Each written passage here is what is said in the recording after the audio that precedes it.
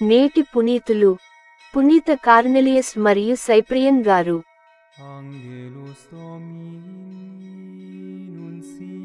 మీలో విరుద్ధ వర్గములు ఉన్న ఎడల మీరు తినునది ప్రభువు భోజనము కాదు.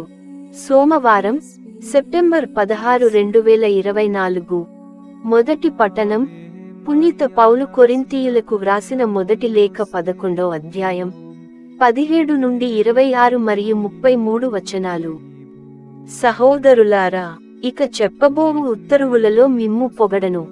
ఏలనా మీ సమావేశములు నిజముగా మంచి కంటే చెడును ఎక్కువగా చేయుచున్నవి.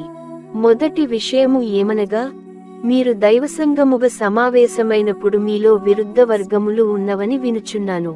ఇది కొంతవరకు నిజమే అని నేను నమ్ముచున్నాను. సన్మార్గమున ఉన్నవారు స్పష్టముగా గుర్తింపబడునట్లు మీలో వర్గములు ఉండి తీరవలెను.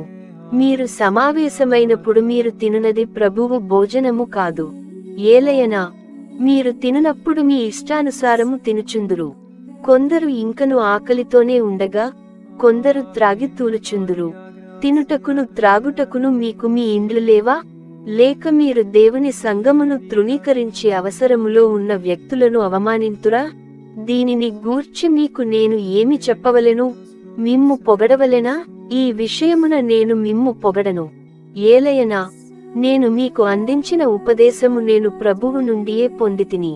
తాను అప్పగింపబడిన రాత్రి ప్రభువు రొట్టెను తీసుకొని దేవునకు కృతజ్ఞతలు అర్పించి దానిని త్రుంచి, ఇది మీ కొరకు ఇవ్వబడిన నా శరీరము, దీనిని నా జ్ఞాపకార్థము చేయుడు అని పలికెను.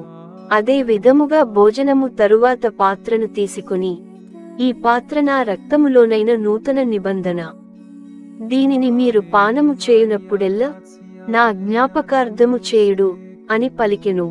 కనుక ఈ రొట్టెను భుజించునప్పుడెల్లా, ఈ పాత్ర నుండి పానము చేయునప్పుడెల్లా ప్రభువు వచ్చువరకు మీరు ఆయన మరణమును ప్రకటింతురు. కాబట్టి సోదరులారా, ప్రభువు భోజనమున పాల్గొనుటకు సమావేశమైనప్పుడు మీరు ఒకరి కొరకు ఒకరు వేచియుండుడు. ఇది ప్రభువు వాక్కు.